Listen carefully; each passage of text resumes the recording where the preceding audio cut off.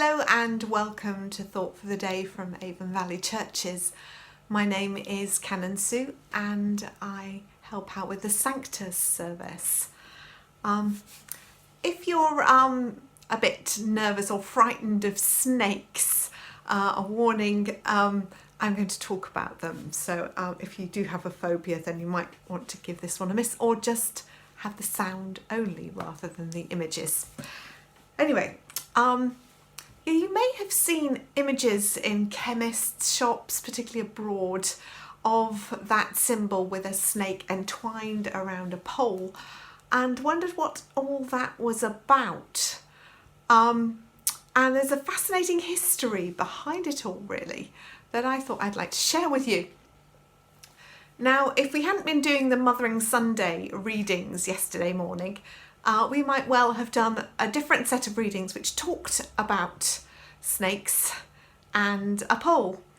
But the history is a little bit more complicated than that, so I'll wind back a little bit and tell you that in ancient Greek mythology, there were obviously, rather than worshipping one god, they had a whole pantheon of gods and lots of legends and myths around them.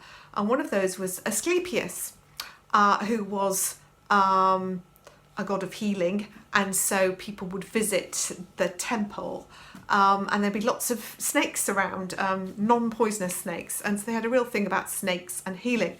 And his symbol was a snake around a pole, and also his mythological daughter was called Hygeia, where of course we get the word hygiene from, and her symbol also had a snake in it, but a bowl as well as the snake entwined around it.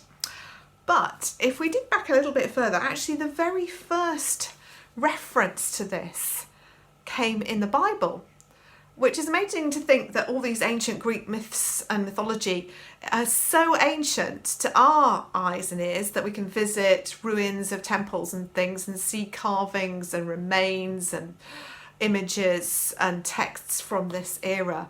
And yet, actually, they borrowed these ideas from a story which the first reference to a snake on a pole was in the Bible.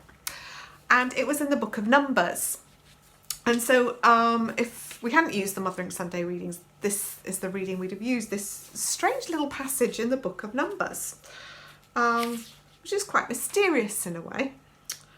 From Mount Hor they set out by way of the Red Sea to go around the land of Edom, but the people became impatient on the way.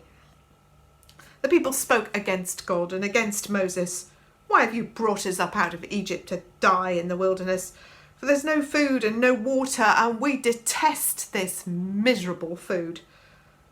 Then the Lord sent poisonous serpents among the people, and they bit the people, so that many Israelites died. The people came to Moses and said, "We have sinned by speaking against the Lord and against you.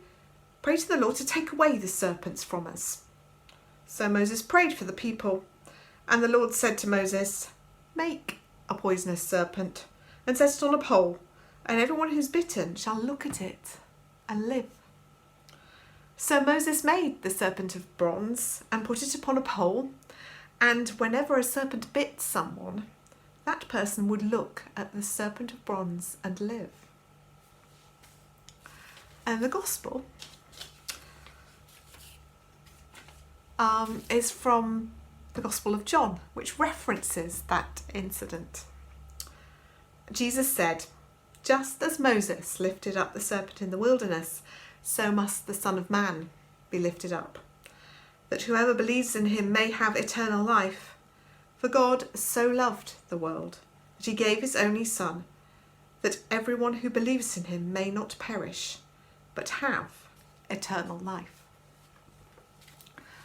And so there we are, that strange passage from the book of Numbers, which seems to imply that God sent the snakes. I think as time went on, the Israelites realised that it wasn't God who sent the bad stuff. It was always God who was trying to rescue us from the bad stuff, and it's our own wrongdoing and this broken world, which is the reasoning behind the bad things happening. And God offers rescue, and in that that little passage, God offers rescue not by taking away the snakes, but by asking them to look up at that snake on the pole and live, by offering them a way out. And it, of course, is a prophecy in action of Jesus on the cross, as the Israelites gazed up at that snake. So we now gaze up at the cross of Jesus, who gives us healing and life. And I think there's also a reminder in that strange old passage from Numbers that we don't get healing by ignoring the bad stuff. We get healing by bringing it to God, by looking up and sharing our pain. And God gives us strength and healing. And so I'll finish by sharing with you a little video that I made at request of a group who've been doing some meditations for Lent, and they gave me a word, and the word was serpent. And so I looked at these passages and wondered what to do with that word. And so it contains images of a serpent, which is actually one of the slow worms in our garden.